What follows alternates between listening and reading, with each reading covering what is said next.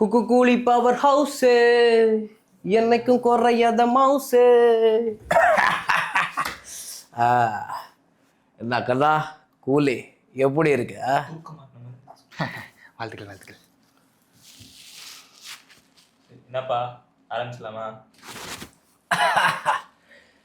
முடிச்சிடலாமா?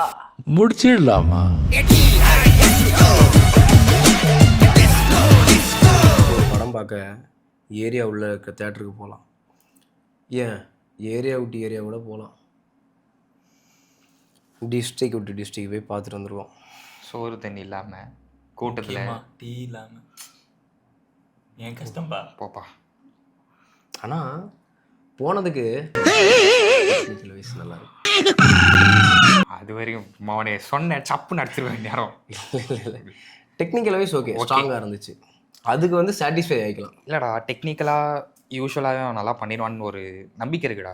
லோகேஷ் கனகராஜ் அப்படின்னா அவர் டெக்னிக்கலாக பண்ணிடுவார் ஓகே அப்படின்ற ஒரு ஒரு நம்பிக்கை இருக்குது. எல்லா படத்துலையுமே லியோலையும் சரி கைதிலையும் சரி எல்லா படமுமே மோஸ்ட்லி எடிட்டிங்லாம் சூப்பராக இருந்துச்சு. அப்புறம் அந்த சினிமோட்டோகிராஃபிலுமே அந்த கட்ஸு இந்த ஷார்ட்டு சூப்பராக இருந்துச்சுடா. இன்டர்வலுக்கு முன்னாடி இந்த நாகார்ஜுனா வந்துட்டு பார்ப்பாங்க.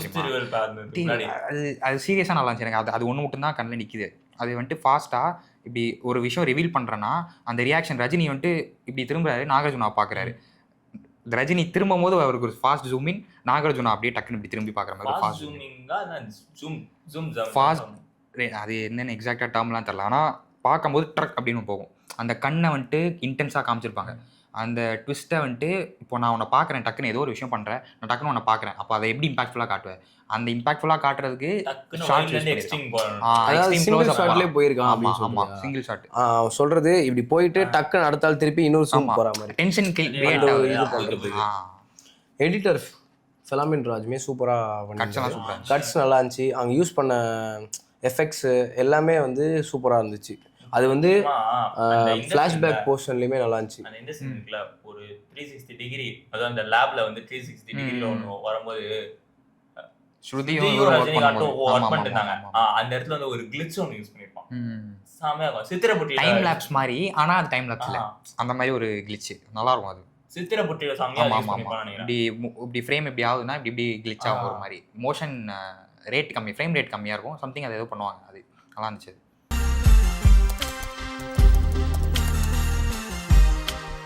ஸோ போஸ்ட் ப்ரொடக்ஷன்லாம் சூப்பராக ஒர்க் பண்ணியிருக்காங்க. அது மட்டும் கலர் கிரேடு சினிமாட்டுக்கு அதான் சொல்லலை, எல்லாமே ஓகே. டெக்னிக்கலி ஓகேடா. ஸ்டண்ட்டுமே நல்லா இருந்துச்சு. ஆனால் ஏஜ் ஃபேக்டராக இருக்கும். நம்ம தலைவருக்கு செட் ஆகல. என்னடி இது தலைவரோட ஏஜ் ஃபேக்டர்னு சொல்லலாம். ஆனா ஒரு சிலர் ஆர்டிஃபிஷியலா பண்றாருன்றது ஓகேடா. அது நாகார்ஜுன சோபினும் ஒரு ஃபைட் சீக்வென்ஸ். ஆமா ஆமா ஆமா ஆமாடா. அது நாகார்ஜுனா சூப்பரா பண்ணி. அதான் சொல்றேன், ஸ்டண்ட்ஸ் வந்துட்டு மற்றவங்க எல்லாம் பண்ணதெல்லாம் சூப்பரா இருந்துச்சு. ரஜினி பண்ணதுமே ஒரு சில இடத்துல நல்லா இருந்துச்சு, ஒரு சில இடத்துல அவரால் பண்ண முடியலன்றது அப்பட்டமா தெரியுது. லைக் அவர் ரொம்ப கஷ்டப்படுறாரு அப்படின்றது. அப்போ என்ன ஆகுது உனக்கு, நீ நல்ல ஒரு இன்டென்ஸான ஒரு ஃபைட் சீன் பார்க்குற, திடீர்னு வந்துட்டு அவரால் முடியலன்றத ஒரு மாதிரி பார்க்கும்போது அப்படின்னு நீ பிரேக் ஆகி வெளியே வரல, அந்த ஃபீல் உடையுது. அந்த ஃபீல் உடையாமல் இருக்கணும்னா அது பார்க்கணும். நிறைய இடத்துல டூப்பு, அதாவது இன்னும் ஈஸியாக சொல்ல போனோன்னு வையன். இல்லை அது நம்ம டூப் போடாமல் செய்ய முடியாது. இன்னும் ஈஸியாக சொல்ல போனால் நம்ம தெலுங்கு ஃபேன்ஸ்க்கு வச்சுப்பாங்க. பாலையா படம் இப்படி திரும்பி பார்த்தா ட்ரெயின் அப்படியே ரிவர்ஸ்லேயே போகும்.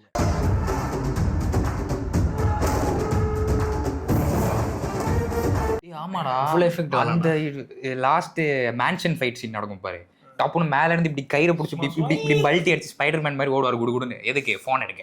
ஒரு ஃபோன் எடுக்க எதுக்குடா? ஃபர்ஸ்ட் ஃப்ளோர்ல இருந்து குதிக்கணும். இந்த மாதிரி தான். இன்னொன்று எனக்கு புரியலடா, அவர் தள்ளி விட்டு அந்த பில்டிங் உடஞ்சி டும்னு உடையுது. எனக்கு அது சத்தியமா எனக்கு அது வந்துட்டு ஒர்க்கே ஆகலை. என்னடா பண்றீங்க மச்சான், என்னடா பண்ணி வச்சிருக்கீங்க? தள்ளி விட்டு கூட வேணாம் மச்சான், ஜஸ்ட் இப்படி அப்படின்னாருன்னா பறக்குறானுங்க. அது என்ன பாலையா படத்துல இருந்து இன்ஸ்பயர் ஆனானா இல்ல அந்த ரெஃபரன்ஸ் அதுல எடுத்துர்க்கானா? இது பறக்குறான். ஆனா வந்து அப்போ வந்து மூஞ்சில ஒரு எக்ஸ்பிரஷன் பஞ்ச். ஆமா பஞ்ச். அது ரஜினி வந்து யார் இது வந்து ரஜினி ஃபேன்ஸ் வந்து புண்படுத்துறதுக்காக நம்ம பேசல. தலைவர் நமக்கும் பிடிக்கும். தலைவர் பிடிக்கிறதுனால தான் ஃபர்ஸ்ட் டே ஃபர்ஸ்ட் ஷோ வந்து ட்ரை பண்ணி திருவள்ளூர் டிஸ்ட்ரிக்ட் தலைவர் தான். தலைவர் சூப்பரா இருக்காரு. டிஸ்ட்ரிக்ட்லாம் போய் பார்த்துருக்கோம். ஸோ யார் மனசையும் புண்படுத்துறதுக்கு பேசல, இதுதான் லாஜிக், உண்மை. ஒத்துக்கிட மனசு இல்லைனாலும் அதான் நேசம். ஸ்டோரி வைஸ் ஒன்றுமே இல்லை. ஸ்டோரியே ஒரே இல்லை. இல்ல டம்மி பாவா. பழைய ஸ்டோரி, ஃப்ரெண்டுக்காக நீ ரிவெஞ்ச் எடுக்க போற, பார்த்தா ஃப்ளாஷ்பேக்ல நீ ஒரு பெரிய ஆளு. இதுதான் கதை. அப்படியே தோசமாவ அப்படியே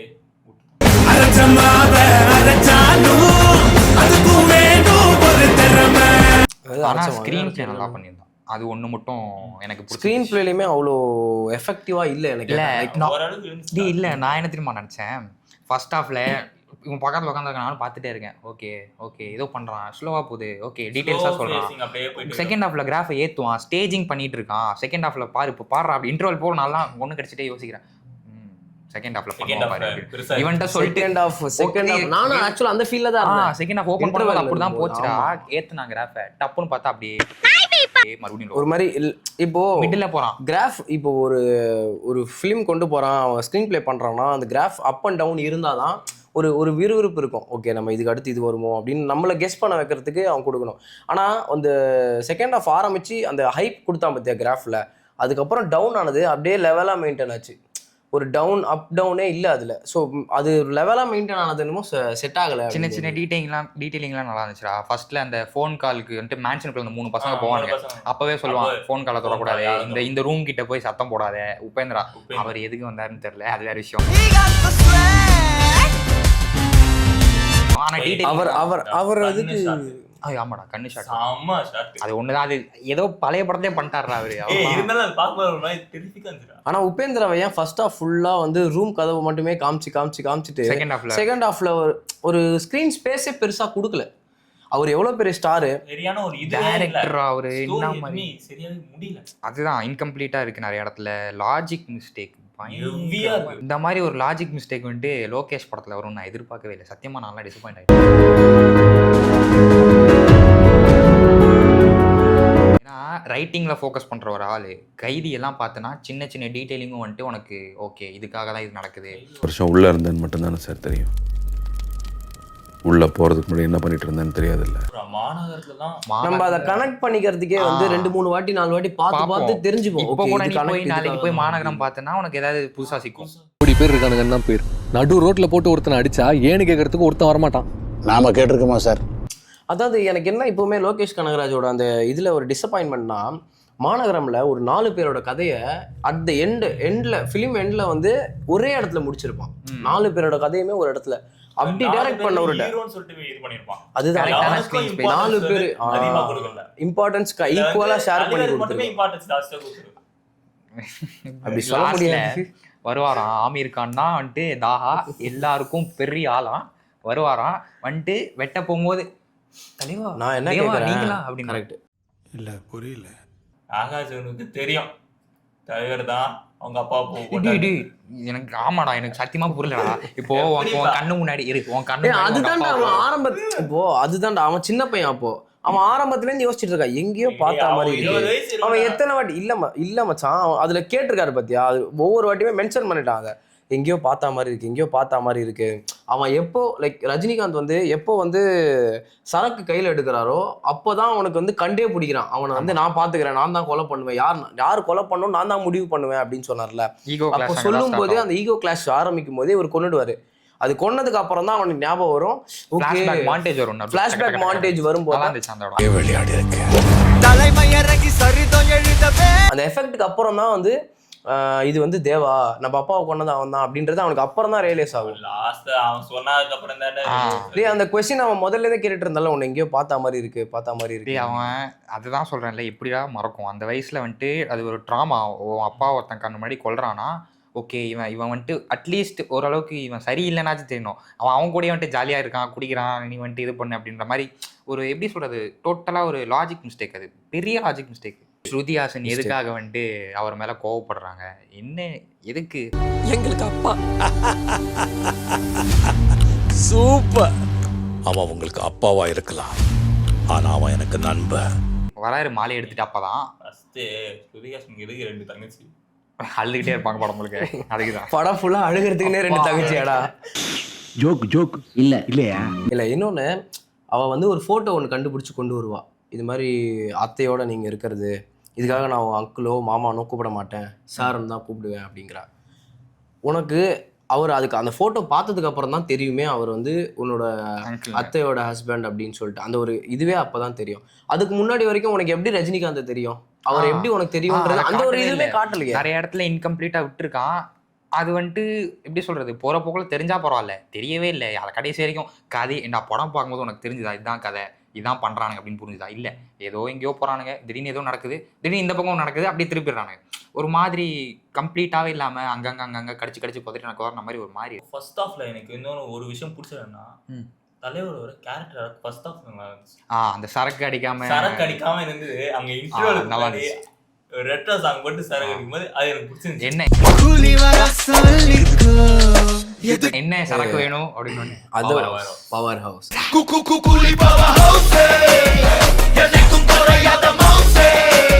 இல்ல அது வந்து அப்போ முதல்ல சொல்ல மாட்டான்ல, என்ன சரக்கு வேணும்ன்றது ஃபர்ஸ்ட் ஹாஃப்லயோ முதல்ல சொல்ல மாட்டான். ஒரு கேரக்டர் ஒன்று அது கேரக்டர் ஆர்ட் மாறும்ல, சேஞ்ச் ஆகுதுல, அது நல்லா இருந்துச்சு.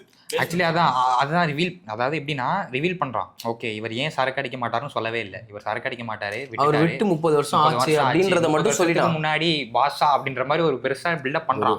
ஆனா அது எஃபெக்டிவா இல்லை, அதான் இங்க பிரச்சனை. அது கூட தலைவர் வந்து நம்ம இவ்வளோ சொல்கிறோம், பட் ஒரே ஒரு விஷயத்தில் வந்து தலைவர் அப்ரிஷியேட் பண்ண வேண்டிய விஷயம்னா 74, 75 இந்த ஏஜில் வந்து அந்த சிக்கிட்டு சிக்கிட்டு சாங்கோட டான்ஸ் நல்லா இருந்துச்சு.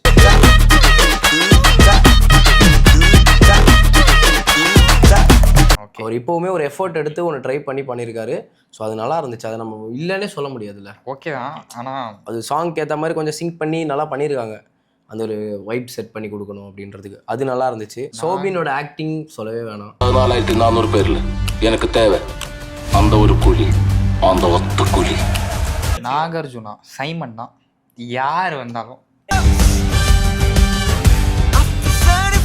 அந்த ஆள் போட்டிருந்த எல்லா காஸ்டியூமும் சூப்பராக இருந்துச்சு. சீரியஸா நான் வந்துட்டு அவர் வர ஃப்ரேம்ல எல்லாம் அந்த ஐ அம் தி டேஞ்சர் பாட்டுல ஆடிட்டு இருப்பாரு தெரியுமா, ஆடிட்டு இருப்பாரா பாட்டு வைபா போயிட்டு இருக்கும். நானும் பார்த்துட்டு இருக்கேன். வாவ் சூப்பரா, மனுஷன் அப்படியே அப்படியே ஏறுது. இதெல்லாம் ஸ்வாகு ஸ்டைலு. திடீர்னு நடுவில் ரஜினி வந்தாரா, சார் சார் அந்த பக்கம் போங்க சார், அப்படி போங்க சார் அப்படின்னு நான் பார்த்துட்டு இருக்கேன். அவ்வளோ சூப்பரா அந்த பாடி லாங்குவேஜும் சரி, அந்த ஸ்வாகா. ஒரு இன்டர்வியூல கூட சொல்லியிருப்பாரு, Lokesh told me to walk like a tiger அப்படின்னு. ஆக்சுவலாக அப்படி தான் பண்ணான். அவனுக்கு கொடுத்த வேலையை அவர் கரெக்டாக பண்ணிட்டாரு. டு பி ஹானஸ்ட், இந்த படத்துல வந்து நாகார்ஜுனாவும் சௌபினும் வந்து எப்படி விக்ரம் ஃபஹத் ஃபாசிலும் விஜய் சேதுபதி அந்த மாதிரி தான், அந்த மாதிரி இவங்க ரெண்டு பேரும் அந்த நல்லா ஒரு அவங்களுக்கு கொடுத்த ஒரு கேரக்டரை பெர்ஃபெக்ட்டா மேட்ச் பண்ணிட்டாங்க. எனக்குமே சௌபினை வந்து படத்துல பார்க்கும்போது இவனை ஏதாவது பண்ணுங்கடா, இவன் இரிட்டேட் பண்றான். எனக்கு டு பி நிஜமாலே வந்து இரிட்டேட் பண்ற மாதிரியே பண்ணிட்டு இருந்தான். அவர் இரிட்டேட் பண்ணாரோ இல்லையோ, அவர் வைஃப் கல்யாணின்னு சொல்லிட்டு கல்யாணி இரிட்டேட் பண்ணாங்க. ஏதோ ஏஜென்ட் மாதிரி ட்ரை பண்ணாங்க. இல்லப்பா அது ஆனா ஒர்க் ஆகல. ஆக்சுவலி ஆக்ஷன் எல்லாம் ஓகேடா, ஸ்டண்ட் எல்லாம் அது அப்படி சொல்லக்கூடாது, அது அப்படி சொல்லக்கூடாது. உங்க ஏஜென்டினா மாதிரி ட்ரை பண்ணணும்னு உள்ள வச்சிருக்காரு, ஆனா மைனா மாதிரி ஆயிடுச்சு. என்னென்ன சொல்றான் பாருங்க, கம்பி கட்டுற கதையெல்லாம் எடுத்து போடுறாங்க. ஏமாத்திரணும்னு நினைச்சு ஃபீல் பண்ணாத, தப்பிச்சிடணும்னு நினைச்சு சந்தோஷப்படு அப்படின்னு அதுக்கும் கத்துறானுங்க. அவ்வளோ அடிப்பட்டு ஆட்டோ பின்னாடி எழுதலாம். தலைவர் சொன்ன ஒரு இது இல்ல, அரங்க மதிர விசில் பறக்கவே. மோனிகா பாட்டு தாண்டா உருப்படியா ஒன்று இருந்துச்சு. பூஜா ஐடியா வந்தாங்க, ஆடினாங்க, ஸ்க்ரீன் ஸ்பேஸை தூக்குனாங்க, போயிட்டாங்க. அவ்வளோதான் முடிஞ்சு.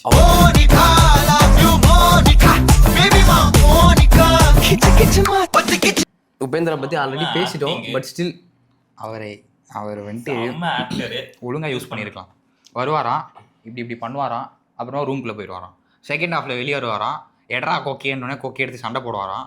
அதுக்கப்புறம் வந்துட்டு எனக்கு புரியலடா, ஒரு பெரிய ஆக்டர். அவர் வந்துட்டு ஆக்டர் தாண்டி டாப் 10 டைரக்டர்ஸ்ல அவரும் ஒரு ஆள்.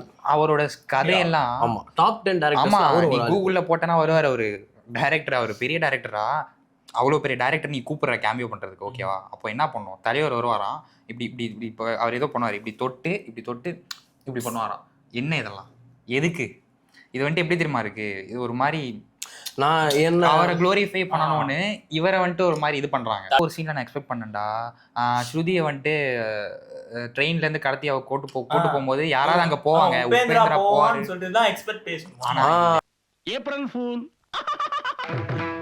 நல்லா பண்ண சைமன் கேரக்டரே லாஸ்ட்ல மொக்கையா முடிச்சிட்டாங்க. பிகாஸ் ஆஃப் தலைவர்.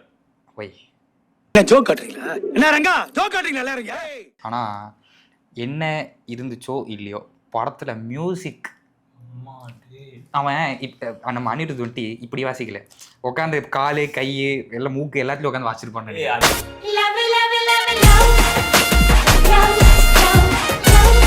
ஆக்சுவலாக மியூசிக் தான் அந்த ஃபிலிமே கொஞ்சம் கொண்டு போயிருக்கு. ஆமாம், பார்க்க ஒரு hype அளவுக்கு இருந்துச்சு. ஆமாம், பிலோ ஆவரேஜ் மூவி தான். நமக்கு வந்து ஒரு ஃபேன்ஸ்க்கும் சரி, அதர் தேன் ரஜினி ஃபேன்ஸ் நிறைய பேருக்கு இந்த படம் பார்க்கணும்னு ஒரு ஹைப் கொடுத்ததே மியூசிக்னால தான்.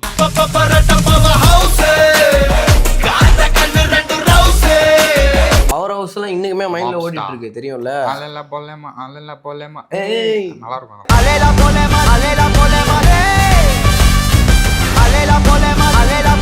ஃபிளாஷ்பேக் சீன், டிஏஜிங் சூப்பரா பண்ணி. என்ன தெரியுமா, போன படத்துல லியோல வந்துட்டு ஃபிளாஷ்பேக்கை ஒழுங்கா பண்ணுங்க அப்படின்னு சொன்னதுக்கு இந்த படத்துல ஃபிளாஷ்பேக்கை மட்டும் பண்ணிக்கிறான். ஏய் நல்லா இருந்துச்சுடா இது. என்கிட்டயே விளையாடி இருக்க. அது வந்து நான் எதுக்கு சொல்றேன்னா, நாகார்ஜுன ஆக்டிங் வந்து எலிவேட் பண்றதுக்கு சொல்றேன். நம்ம சும்மா இப்போ ஒரு ஃபோன்ல வீடியோ காலில் இல்லை, நம்ம ஃபோன்ல வீடியோ காலில் பார்க்கறது அவன் கொல்றான் அப்படின்னா இதை பார்க்கும்போதே நமக்கு அப்படி இருக்கும். அந்த ஒரு ஸ்க்ரீனை பார்த்தோன்னா ஹால் ஃபுல்லாக டிஸ்பிளே வச்சிருப்பாங்க. டிஸ்பிளே ஃபுல்லாகவே வந்து அவன் கொலை பண்ணுற வீடியோ ஓடிட்டு இருக்கு. அப்போ பார்க்குற ஒரு அப்பாவுக்கு எப்படி இருக்கும் அப்படின்றத அவன் அந்த கண்ணிலையும் அந்த ஆக்டிங்லையும் காமிச்சிருப்பாரு. தலைவர் பாவம் ஃபர்ஸ்ட் ஃப்ளோரில் சண்டை போடுறாரு, அந்த பிரிட்ஜில் நின்று எல்லாம் அடிக்கிறாங்க, பறக்க விட்டு எல்லாரையும். அப்படி தட்டினா இந்த பக்கம் ஒருத்தன் போகிறான், எப்படி தட்டினா இந்த பக்கம் ஒருத்தன் போகிறான், செவுரு வஞ்சி விழுது. அதுலேயும் எல்லாம் பிடிச்சிக்கிட்டாங்க. அதில் அடிச்சு அவர் அப்படியே கைத்தை பிடிச்சி இப்படி கீழே இறங்கி வந்து, எதுக்கடா இவ்வளோ கீழே இறங்கின ஃபோர்ஸ்ல ஓடுறாரா, எதுக்கடா இவர் தலைவர் பாவம் நின்று அடிக்கலாமே, எதுக்கு இவர் அடிச்சுட்டு பறக்க விட்டு ஓடுறாருன்னு பார்த்தா ஃபோன் அடிக்குது. ஃபோன் எடுக்கிறாரு, ஃபோன் எடுக்கிறாங்க, பேசவே இல்லை. நீங்கள் யாருன்னு தெரியல, எங்கள் அப்பா சாகிறதுக்கு முன்னாடி இந்த நம்பரை தான் சொன்னார், கூலி 5821, இந்த நம்பரை சொல்லி உங்ககிட்ட எதுனாலும் சொல்ல சொன்னார் அப்படின்னா. அதுக்குள்ள ஒருத்தன் வந்தான், கத்தி எடுத்துட்டோம் ஒன்று வச்சான். என்னடான்னு பார்த்தா டெலிஃபோன் வயரை அத்துட்டு போயிட்டு இருக்கிறான். அவர் தலைவர் அப்போ ஹலோ ஹலோ ஹலோ ரியாக்ஷன்ரா இப்படி பார்த்துட்டு இவன் வேற நடுவில் ஹலோ ஹலோ. அதுக்கு முன்னாடி வரைக்கும் பேசலை, ஹலோ ஹலோன்றார். இங்கே பார்த்தா ஒயர் கட்டாக இருக்கு. அந்த ஒரு கோவம் வருது, வெஸ்ட்டு ஒயரை ரெடி பண்ணி வை, சண்டை போட்டு வர.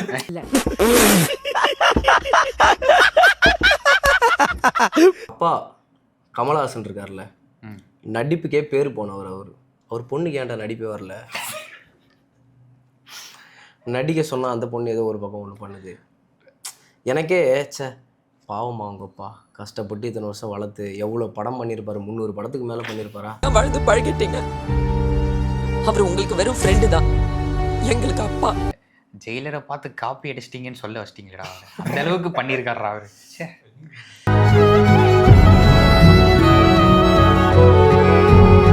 ஃப்ளாஷ்பேக் போர்ஷன் வந்து நிஜமாவே சூப்பராக இருந்துச்சு. அந்த ஒரு விஷயம் அதான் சொன்னேன்ல, படத்துலேயே ஃப்ளாஷ்பேக் மட்டும்தான் ஒர்த்து. ஃப்ளாஷ்பேக் போர்ஷனுமே பின்னாடி இருந்த கூலிஸ் யாரையுமே டீட்டெயிலிங்காக காட்டல, யாரு என்னன்னு அது யாருமே தேவையில்லை, ஏன்னா அது குரூப்பு அவ்வளோதான் தெரியும்.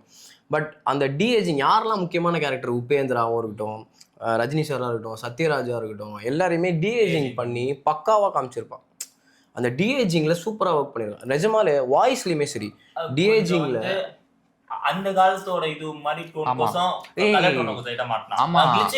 கிளிச் இருக்கும், அந்த நாய்ஸ் ஒரு மாதிரி கிரெயின்ஸ் விழுகும், பிளஸ் வந்துட்டு வாய்ஸ் தலைவர் வாய்ஸுமே அந்த அவரோட 30s எப்படி இருந்துச்சு பழைய ஃபிலிம்ஸ், 80s டைம்ல அதெல்லாமே அந்த டைம்ல இருந்த வாய்ஸ் ரீக்ரியேட் பண்ணி போடும், அதெல்லாம் சூப்பரா இருந்துச்சு. நான் தான் சொல்றேன், ஃபிளாஷ்பேக்கை கொஞ்சம் பில்ட் பண்ணி அந்த மாதிரி கொண்டு நான் லீனியரா கொண்டு போயிருக்கலாம். சர்டிஃபிகேட் எதுக்குலாம் கொடுத்தானுங்க இந்த படத்துக்கு, அதுதான்ப்பா எனக்கும் தெரியல. லியோலையும் சரி, கைதிலையும், விக்ரம்லையும் எல்லாத்துலேயுமே ஆக்ஷன் அப்படி கோரா இருக்கும். அந்த லியோலெல்லாம் ஹேமரை வாய்க்குள்ளே விட்டு இப்படி பிடிச்சி தருவோம், இப்படி தூக்கணுன்னே அந்த ரத்தம் தெரிக்கும். அதெல்லாம் வைலன்ஸு, இதுலேயும் வைலன்ஸ் இருக்கு, ஓகே. ஆனால் அதே தான் அதுக்கு யூவே கொடுத்துருக்கு, அதை விட கம்மியாக தானே இருக்கு. இப்போ அந்த போலீஸ் ஆஃபீஸரோட கன் உன் கையில். ஒருவேளை ஏ சர்டிஃபிகேட் வந்து மோனிகா பாட்டுக்காக கொடுத்துருப்பாங்க.